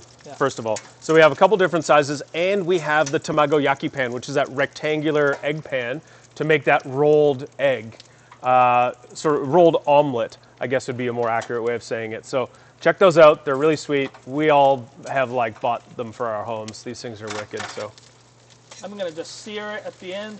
The when you're making okonomiyaki at home, if you see, if I'm like pressing it down like this, my mom will be like, "Don't press it." I just had this instinct to be like, "What are you doing? You've done all this work to make it fluffy. Why would you push the fluff out of it? No, yes, exactly. Come on. That's what you get a slow Don't down. defluff the fluff." Now, we also have this really cool little reshowed, or I guess you would call it a cassette conro, which is just this little side burner. And we've had these for a while. Oh God, oh God, oh! That was a close call. The bacon went flying. Because the one of the things I was worried about is that the the oil. Oh, I see. So where do we get? What's the company that makes these called again? So it's called Iwatani. Iwatani. Yeah, that's a pretty interesting company. But we get these really cool little grills from them. We got a tiny conro, like the little grill that you could use inside. It's a butane burner, but you can cook like you're cooking on your outdoor charcoal barbecue. Yeah. And we also have this little side burner too. I really like this thing. It's really smart. There's a couple of features about it, but the best thing about it is the way that the gas comes out, aims towards the center, and then it comes up. So when you get the heat starting in a very center point of the frying pan. A lot of times, if the gas is sort of blowing outwards, you have a cold spot in the middle, and it heats up the outside of your pan. So this thing's it's one of those things. Like I always like when you find a product and you can tell that whoever built it uses it and they thought about it and they just like did a couple moves that made it smarter. And these little burners are definitely smarter. If you're gonna bring a plate, it's almost done. That fast. Oh, there. It's Okonomiyaki sized plate. I keep thinking there's someone sitting over here. I keep thinking there's someone sitting here. There is. That's Kevin. It's awfully quiet today. Normally he's cracking. Well, he's quieter than a normal Kevin. Maybe he's not feeling so good today. There. There. Needs more fuel, more hot dogs. Oh, I think we need something here. We need a tiny little Swiss flag pin that we could pin on Kevin's chair. Alrighty. What I'm gonna do is to finish off with the sauce. I'm just gonna do the magic of television here. And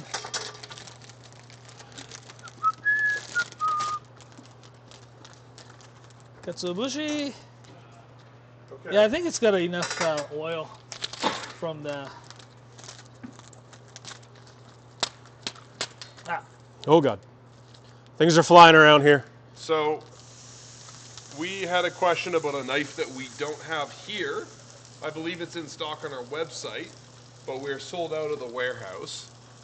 But Mike, I feel like you can probably speak to this knife regardless. Somebody wants to know about kind of get a review of the Moritaka Aogami Super Hanasuki. Oh, dude. That looks beautiful, Naoto. Nice work. Okay, I can definitely tell. Wow. Oh. Smells good. Okay, that looks amazing. I turned the heat off. So a Moritaka Hanasuki is a really great thing. First of all, a Hanasuki is a knife that's built in specific purpose to debone poultry, and it works as a good boning knife and specifically for other types of smaller game and birds and such, right? Now, Kevin and I learned a secret from the Moritakas because theirs is the best. The shape of it, the thickness, the sort of angle of the tip, it's just really a perfect design. And years ago we asked if they made a Hanasuki, and they agreed to make us Hanasukis, and then we think they're the greatest. We had them for a few years, and then we get a chance to go and talk to them, and we're sitting in their living room and ask them, what is it about your Hanasuki that, how did you make it so great? Is this a knife that your family has used? Assuming, that it's like some sort of like amazing historical story. And he literally is just like, oh no, I'd never heard of it. I Googled it after you left. And I just sort of like made one. And I just think that's just like such a great story because it's sort of surprising, and you think there's this like reverie about everything, but they're just normal people.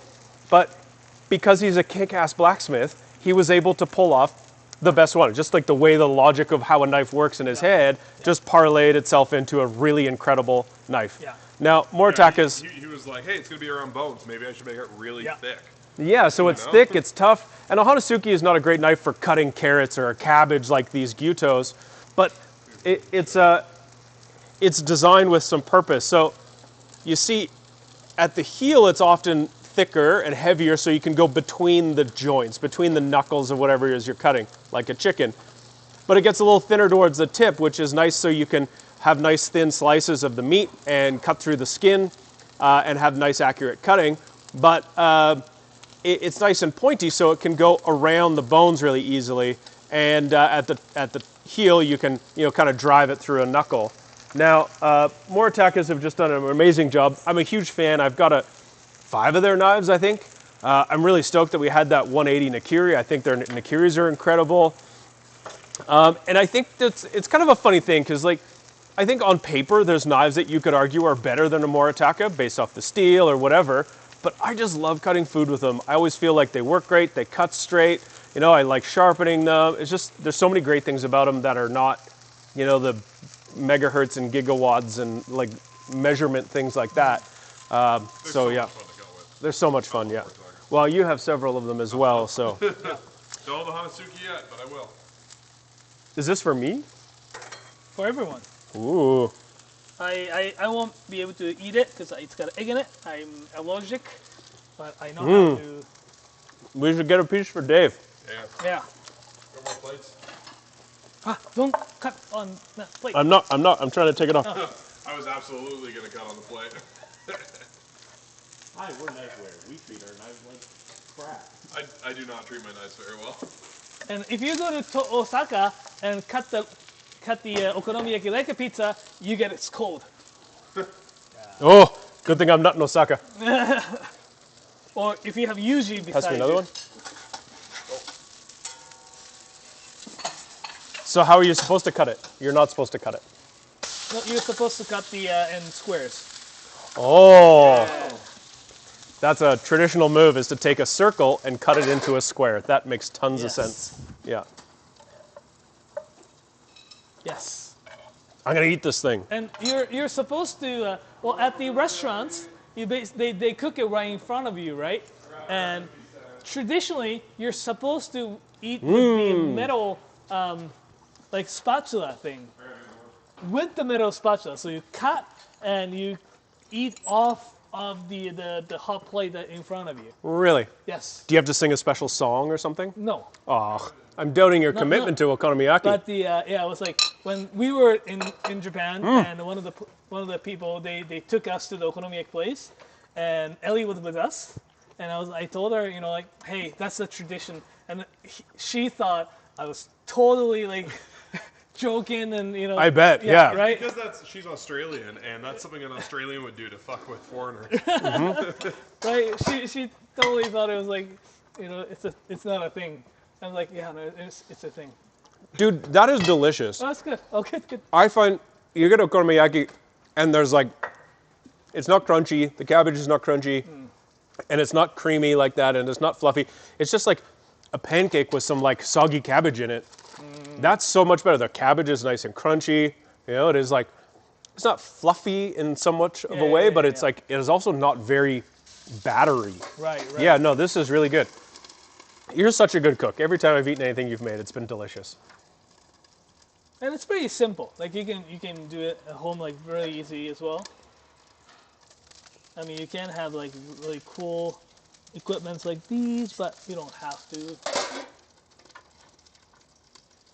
Alrighty, just gonna. Well, and I especially love the little touch of like laying the slabs of the pork belly on top of it. Yeah. Is that just raw pork belly? That's not cured pork belly? No, it's not cured. You could use bacon, like the cured pork belly, but these days it's so much easier to get the those thinly sliced pork bellies from the Asian grocery stores.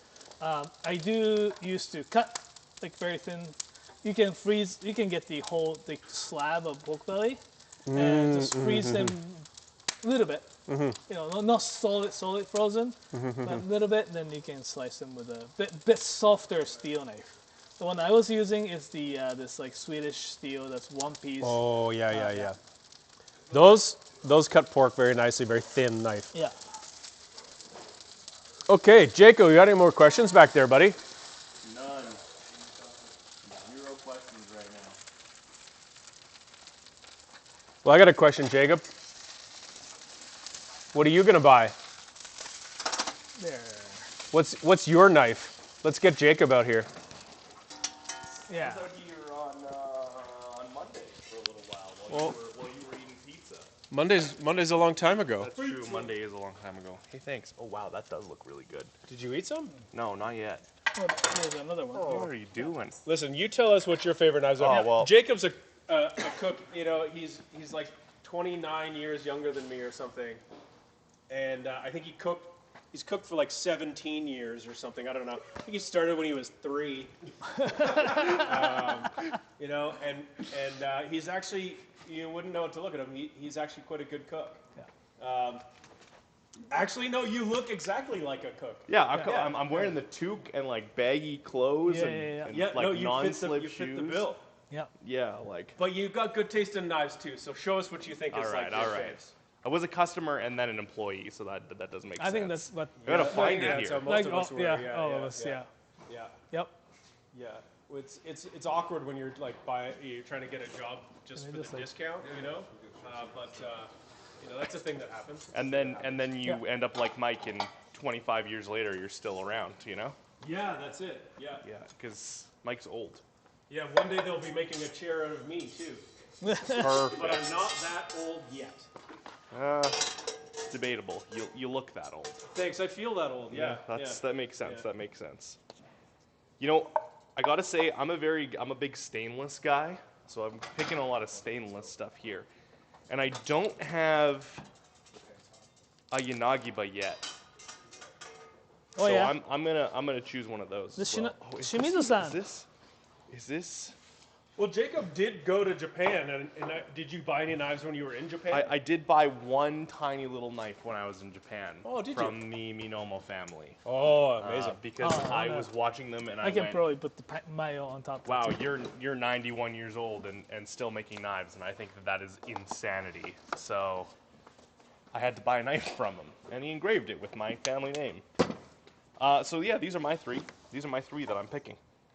This one, I think, this is a Nakagawa, right? Yes, that's yeah, Nakagawa this is a forged. Nakagawa forged, and I don't have one, and I'm a big K-tip kind of person. I really like this kind of stuff. You know, this just looks badass. It's very simple. Those who have met me know how much I rave about my Kobayashis, and I have just like the standard Migaki Kobayashi knives because I like the look of them, and I think that they cut super well, which is why the Ryuhyo is number 2 for me. This is as thin as a Kobayashi, but it looks about 100 million times more badass. Like, look at this thing. The dark gray is insane. This is ridiculous. And it's crazy thin. The geometry is amazing. It's SG2, which I am an absolute sucker for. It's my favorite steel by far. And like Naoto, you've been raving about this. Yeah. I've been raving about this. I really want one of these. If there is one left at the end of the week, I will be taking it. I am currently moving though, so I have to wait until the end of the week when I'm actually moved. It's such a well-made knife. I love every single details about that particular knife for sure. Yeah, this is top 1 for me. This is number 1 for me. I'd probably get the probably get the 210 if I was gonna get one. I wish there was. Is there a 240? They get a 240? they probably can. They make one, but we don't have it. But I would get a 240 of this. If I could, I would get a 240 because that's what I'm missing right now. Yeah, I'm missing right. a 240, There. and I'm missing a Yanagiba. So Well, Yanagiba, talking about Yanagiba, we went to see this super cool sharpener as well. Like, he was just setting up his workshop. such a nice guy. Too. Yeah. Shimizu-san. Yeah, And Shimizu-san. Yeah, I really like these too. Like do we this have- one Is here. there a, Like yeah, like the This here. K-tip Yeah. as well. Like this is also super Yeah. awesome. This- I like this one more because I like blue carbon steel. Right. I just like blue carbon more than I like white Right. carbon steel because every time I have white carbon steel, I don't take care of it well enough. I and rust it. personally, especially for the the single bevel, when it comes to single bevels, Yeah. I do love white carbon steel because it's like so Interesting. much easier to sharpen. That's fair. Like That's it fair. is, you have to remove quite a bit of the steel to sharpen the white carbon, blue carbon Dave's taking steels. over your job. So Thanks, Dave. Oh, And my last one is this Strix knife because like I said, this is the Kato V Sushime Strix. This thing is just ridiculous. I've said this a few times now on the stream and on videos, and basically, I think this looks like they just ran it over with a tractor or like an excavator or something, and that's how they made the pattern. And I think that's hilarious. It's also Strix, which is like basically just a better version of SG2, which I also really like. So, you know, double whammy here. In terms of cheese knife, which Dave has just handed me this note that says best cheese knife. Anything by this guy, Suzuki Uchi. These are cheesemonger, Mr. Isaac at Say Cheese YYC. Talks about these as being like the best cheese knife. I don't know if we have the little. I was looking for it. We have the shape. We have the right. It's like a little. The smaller version, but this still. They call it the Kawamuki or Konakiri. I can't remember. But like anything with a big bevel like that will help when you're cutting the hard, like semi-ripened cheese. Not like super hard cheese like it's kind of sticky. Yeah, but sticky. It'll separate. Like, yeah, this like will. Good, yes, Gouda.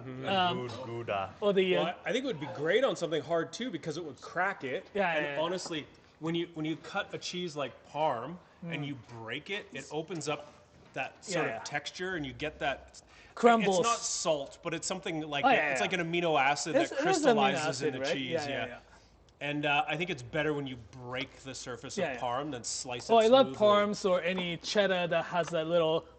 Like salt crystals. Yeah. But they're not technically salt, right? Well, I think it's the MSG. It's actually probably naturally formed MSG crystals. My favorite thing to break apart something like Parm or Grana Padano or Asiago with is actually an oyster knife, and you just sort of jam it in and twist it, and then yeah.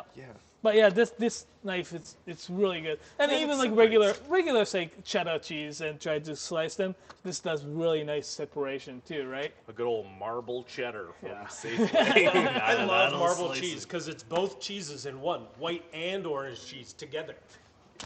That's you know what? I take a Kraft single grilled cheese over pretty much any other grilled cheese any day, which is probably the wrong thing to say, but you know what? A Kraft singles grilled cheese with a homemade tomato soup, that goes hard. Yeah. That goes hard.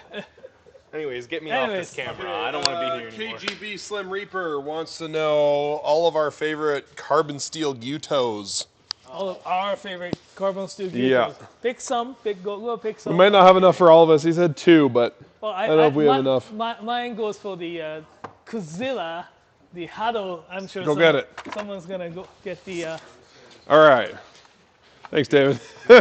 My pick is a 240 because 240 is the best size. This is full carbon steel, white number 2. This is the Fujimoto Kurochi forged, but it's got a really cool fuchsia-y handle. If you're a Warhammer 40K fan, it kind of looks like the Warp. Very, very cool.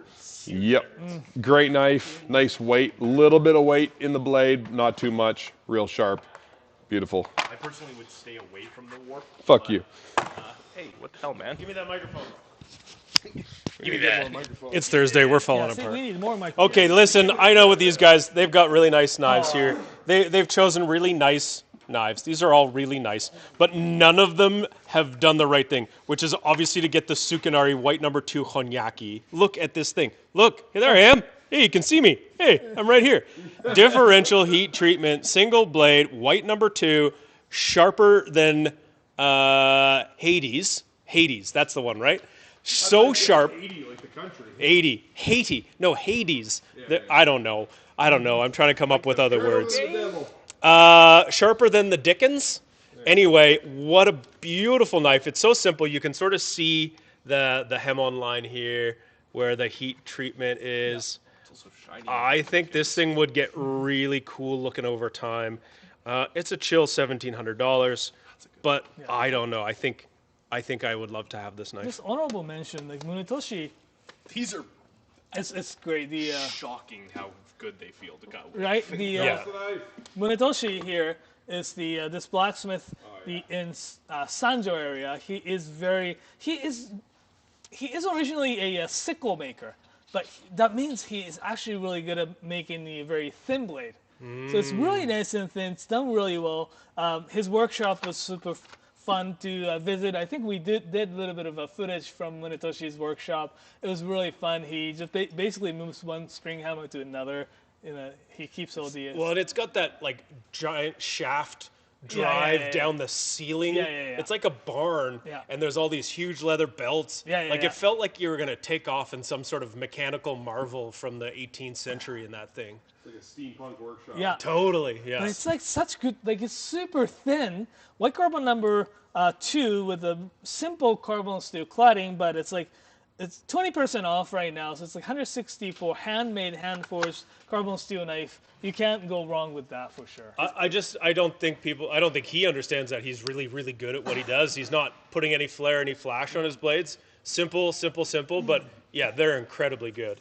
From what I can remember as well, he's also right next to a playground, and I won't spill who, but somebody was playing on the playground when we were visiting Munetoshi. You're flips. giving Naoto eyes, but I'm pretty sure you're the one who was playing on the playground. playground. I was filming it. I have the video of Naoto trying to do flips on a balance beam that I'm not going to show the stream, but... What? Yeah, there's... Hold down. Yeah. Are you a gymnast? You were doing like somersaulting over the bar at the playground. It was a different Naoto. Oh no, different Naoto. It was a different Naoto. He doesn't remember this. Yeah.